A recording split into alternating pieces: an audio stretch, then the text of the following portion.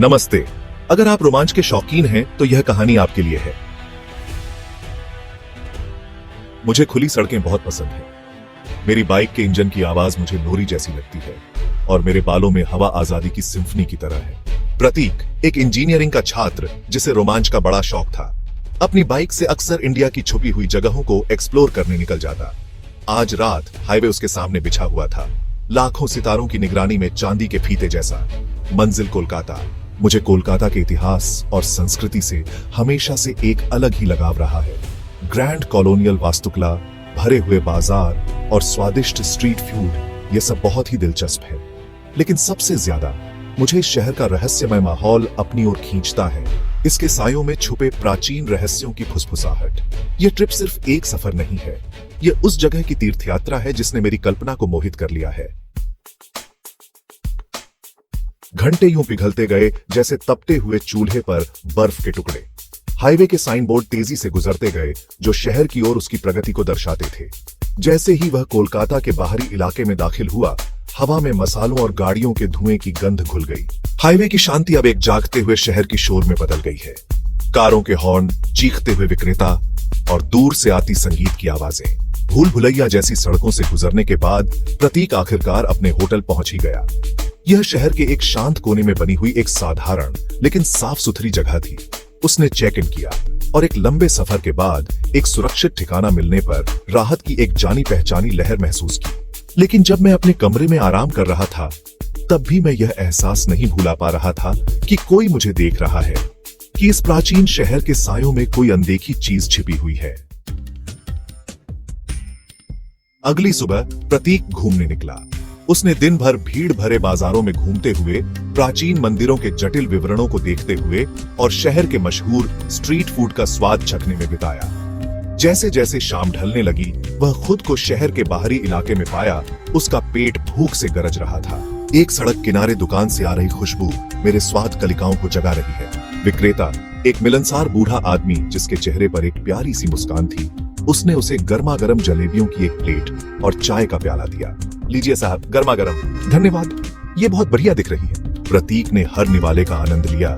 मीठे और नमकीन स्वाद उसके मुंह में घुल रहे थे। लेकिन जैसे ही उसने खाना खत्म किया, उसे एक अजीब सी बेचैनी महसूस हुई। उसका पेट, जो आमतौर पर बरसों के एडवेंचर खाने के बाद भी मजबूत था, अब अजीब तरह से मरोड़ने लगा। उसे जी मिचलाने लगा और वह जानता था कि उसे जल्दी से टॉयलेट जाना होगा। खाने की दुकान पर बैठा बूढ़ा आदमी प्रतीक की परेशानी को भांपते हुए उसे दुकान के पीछे एक छोटी सी जीर्ण शीर्ण इमारत की ओर इशारा करता है। टॉयलेट वहां है साहब। प्रतीक उस इमारत की ओर दौड़ा। उसका पेट दर्द से मरोड़ रहा था। टॉयलेट में धुंधली रोशनी थी। एक टिमटिमाता हुआ बल्ब गंदी दीवारों पर लंबी डरावनी परछाई बना रहा था। हवा में बासी पेशाब और फिनाइल की गंध भरी हुई थी। मुझे जल्दी से टॉयलेट जाना है। प्रतीक एक टॉयलेट में घुसा। उसे राहत की सख्त जरूरत थी। जैसे ही वह खत्म हुआ, उसने टॉयलेट पेपर के लिए हाथ बढ़ाया, लेकिन वह खत्म हो चुका था। अपने आप को कोसते हुए उसने अपनी जेब में टिश्यू ढूंढना शुरू कर दिया। हर पल बीतने के साथ उसकी बेचैनी बढ़ती जा रही थी। तभी उसने सुना एक धीमी, लगभग सुनाई न देने वाली हंसी जो उसके बगल वाले टॉयलेट से आ रही थी। ये क्या था? प्रतीक का दिल तेजी से धड़कने लगा, क्योंकि धुंधली रोशनी वाले टॉयलेट में वह भयानक हंसी गूंज रही थी। उसने देखा कि एक परछाई धीरे धीरे उसकी ओर बढ़ रही थी। उसकी सांसें थम गईं। प्रतीक का खून जम गया। उसने टॉयलेट को खाली देखा था, फिर भी अब उसे एक अजीब सी उपस्थिति महसूस हो रही थी। मेरा दिल, ये मेरे सीने में एक उन्मत्त ढोल की तरह बज रहा है। क्या यह सच में हो रहा है? वह हंसी फिर आई, इस बार और भी पास, एक भयानक खुशी से भरी हुई जो उसकी रीढ़ की हड्डी तक को कंपा रही थी। मैंने अपनी सांस रोक रखी थी, गौर से सुन रहा था, लेकिन केवल एक टपकते हुए नल की आवाज आ रही थी। क्या यह मेरी कल्पना है? अचानक लाइट टिमटिमाई और चली गई, जिससे टॉयलेट पूरी तरह से अंधेरे में डूब गया। मेरा डर बढ़ता जा रहा है। क्या मैं यहां अकेला हूं? उसने अपने फोन के लिए टटोला। उसकी उंगलियां कांप रही थीं, क्योंकि वह टॉर्च चालू करने के लिए संघर्ष कर रहा था। जैसे ही रोशनी की एक किरण ने अंधेरे को चीरा, उसने इसे देखा। उसके बगल वाले टॉयलेट से लाल रंग की आंखों का एक जोड़ा उसे घूर रहा था। वह आंखें, वे उसकी आत्मा को चीर रही थीं। डर, कच्चा और आदिम, प्रतीक के अंदर दौड़ गया। वह पीछे हट गया। उसका हाथ टॉयलेट के दरवाजे पर पड़ा, लेकिन वह हिला नहीं। ऐसा लग रहा था जैसे किसी अनदेखी ताकत ने उसे बंद कर रखा हो। खुल जा, ये क्यों नहीं खुल रहा? उसने हैंडल को हिलाया। उसके गले में घबराहट बढ़ती जा रही थी। आंखें झपकी, अंधेरे में उनकी लाल चमक और तेज हो गई। क्या ये अंत है? अब वह एक धीमी गर्जना सुन सकता था, भयानक और खतरनाक, जो टॉयलेट से आ रही थी। निराशा ने उसे ताकत दी। प्लीज टूट जा। एक झटकने की आवाज के साथ कच्चा ताला आखिरकार टूट गया, जिससे वह गंदे फर्श पर गिर पड़ा। वह अपने पैरों पर खड़ा हुआ। उसका दिल उसके सीने में ढोल की तरह धड़क रहा था और बाहर निकलने के लिए दौड़ा। मुझे यहां से बाहर निकलना होगा अभी। 7वां भाग, डर के साए में वापसी। प्रतीक टॉयलेट से बाहर निकला, हांफ रहा था। वह खाने की दुकान की ओर भागा। उसके पैर उसके नीचे कांप रहे थे। क्या हुआ साहब, क्या आप ठीक हैं? बूढ़ा विक्रेता, उसका चेहरा चिंता से सिकुड़ा हुआ, उसकी तरफ दौड़ा। मैंने देखा कुछ अंदर। बहुत डरावना था। प्रतीक अभी भी कांप रहा था, केवल अपने अनुभव के बारे में हकलाते हुए बता सका। बूढ़े ने धैर्य से उसकी बात सुनी। उसकी भौहें चिंता में सिकुड़ गई। चिंता मत करो साहब, ये तो बस एक पुरानी कहानी है, बच्चों को डराने के लिए। डरने की कोई बात नहीं है। लेकिन जब वह बोल रहा था, तब भी प्रतीक ने बूढ़े आदमी की आंखों में बेचैनी देखी। उसके हाव भाव में एक सूक्ष्म बदलाव जो उसके शब्दों को झुठला रहा था। प्रतीक ने खुद को समझाने की कोशिश की कि यह सिर्फ उसका वहम है, लेकिन गहराई से वह बेहतर जानता था, कुछ बहुत ज्यादा गलत था, बहुत ज्यादा। 8वां भाग, खौफ से सामना। प्रतीक ने बाकी की शाम अपने होटल के कमरे में बिताई, उस डर को दूर करने में असमर्थ जो उस पर छा गया था। उसने खुद को समझाने की कोशिश की कि यह बस एक बुरा सपना था, उसकी ज्यादा सोचने की आदत का नतीजा। लेकिन उन चमकदार लाल आंखों की याद, वह भयानक हंसी और पूरी तरह से डर का एहसास जिसने उसे टॉयलेट में जकड़ लिया था, सब कुछ बहुत ज्यादा असली था। मुझे खाना होगा, लेकिन क्या मैं सुरक्षित हूं? जैसे जैसे रात होती गई, भूख के परिचित दर्द फिर से लौट आए, पहले से कहीं ज्यादा तेज। उसने उन्हें नजरअंदाज करने की कोशिश की, अपने पेट को शांत करने की कोशिश की, लेकिन कोई फायदा नहीं हुआ। उसे खाना था। हिचकिचाते हुए वह अपने कमरे से बाहर निकला और होटल के रेस्टोरेंट में चला गया।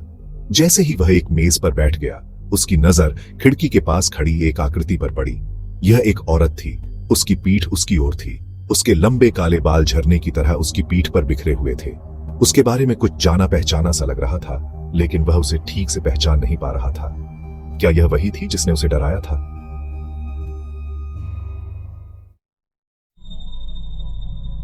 नौवां भाग, हवा में फुसफुसाहट। प्रतीक सावधानी से उस औरत के पास पहुंचा। उसका दिल उसके सीने में तेजी से धड़क रहा था। Excuse me. औरत घूमी और प्रतीक हांफने लगा। उसका चेहरा चाक जैसा सफेद था। उसके होंठ लाल रंग से भयानक तरीके से रंगे हुए थे, लेकिन यह उसकी आंखें थीं जिन्होंने उसे हिलाकर रख दिया।